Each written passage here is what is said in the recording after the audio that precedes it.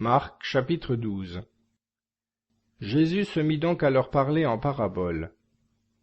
Un homme planta une vigne. Il l'entoura d'une haie, y creusa un pressoir et y bâtit une tour. Puis il la loua à des vignerons et partit pour un autre pays. En temps convenable, il envoya un serviteur aux vignerons pour recevoir d'eux une part de la récolte. Mais s'étant saisis de lui, ils le battirent et le renvoyèrent les mains vides. Il leur envoya encore un autre serviteur, et ils le blessèrent à la tête, et le chargèrent d'outrage. Il en envoya un troisième, qu'ils tuèrent. Beaucoup d'autres furent encore, les uns battus, les autres tués par eux. Il restait au maître un fils unique qui lui était très cher. Il l'envoya aussi vers eux, le dernier, se disant: « Ils respecteront mon fils. » Mais ces vignerons dirent entre eux: « Celui-ci est l'héritier. Venez, tuons-le, et l'héritage sera à nous. » Et ils se saisirent de lui, le tuèrent et le jetèrent hors de la vigne. Maintenant, que fera le maître de la vigne? Il viendra, il exterminera les vignerons et donnera sa vigne à d'autres. N'avez-vous pas lu cette parole de l'Écriture? La pierre qu'ont rejetée ceux qui bâtissaient est devenue le sommet de l'angle.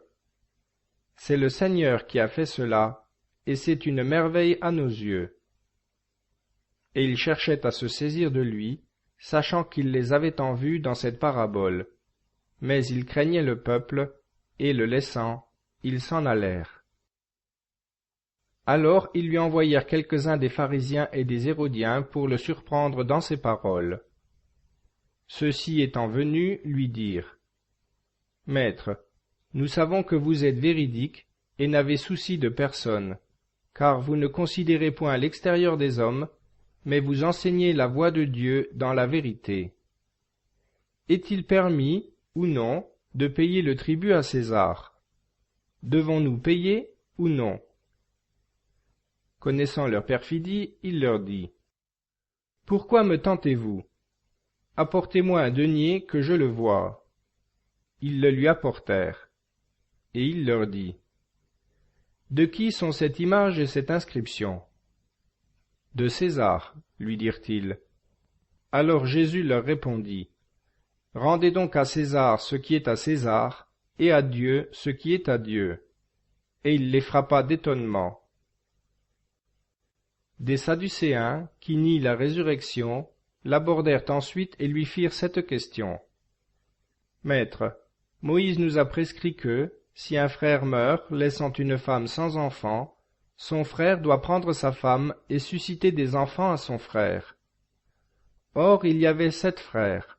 Le premier prit une femme, et mourut sans laisser d'enfant. Le second la prit ensuite, et mourut aussi sans laisser d'enfant. Il en arriva de même au troisième, et chacun des 7 la prit, et ne laissa pas d'enfant. Après eux tous, mourut aussi la femme. Eh bien, dans la résurrection, lorsqu'ils seront ressuscités, duquel d'entre eux sera-t-elle la femme? Car les 7 l'ont eue pour femme. » Jésus leur répondit: « N'êtes-vous pas dans l'erreur, parce que vous ne comprenez ni les Écritures, ni la puissance de Dieu? Car, une fois ressuscités des morts, les hommes ne prennent point de femmes, ni les femmes de mari, mais ils sont comme les anges dans le ciel. Et touchant la résurrection des morts, n'avez-vous pas lu dans le livre de Moïse, au passage du buisson, ce que Dieu lui dit: « Je suis le Dieu d'Abraham, le Dieu d'Isaac et le Dieu de Jacob. » Il n'est pas le Dieu des morts, mais des vivants. Vous êtes donc grandement dans l'erreur. » Un des scribes, qui avait entendu cette discussion, voyant que Jésus leur avait bien répondu, s'approcha et lui demanda: « Quel est le premier de tous les commandements? » Jésus lui répondit: « Le premier de tous est celui-ci. Écoute, Israël, le Seigneur notre Dieu est le seul Seigneur. Tu aimeras donc le Seigneur ton Dieu de tout ton cœur, de toute ton âme, de tout ton esprit et de toute ta force. C'est là le premier commandement. Le second lui est semblable. Tu aimeras ton prochain comme toi-même. Il n'y a pas d'autre commandement plus grand que ceux-là. Le scribe lui dit: Bien, maître, vous avez dit selon la vérité que Dieu est unique et qu'il n'y en a point d'autre que lui, et que l'aimer de tout son cœur, de tout son esprit, de toute son âme et de toute sa force, et aimer son prochain comme soi-même, c'est plus que tous les holocaustes et tous les sacrifices. Jésus, voyant qu'il avait répondu avec sagesse, lui dit: Tu n'es pas loin du royaume de Dieu. Et personne n'osait plus lui poser de questions.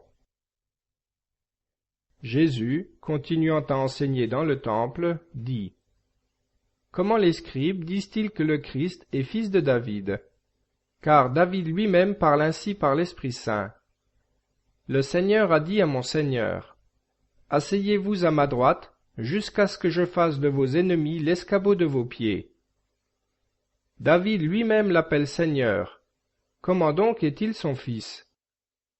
Et la foule nombreuse prenait plaisir à l'entendre. Il leur disait encore dans son enseignement: Gardez-vous des scribes qui aiment à se promener en longue robe, à recevoir les salutations dans les places publiques, les premiers sièges dans les synagogues et les premières places dans les festins. Ces gens, qui dévorent les maisons des veuves et font par ostentation de longues prières, subiront une plus forte condamnation. S'étant assis vis-à-vis du tronc, Jésus considérait comment le peuple y jetait de la monnaie.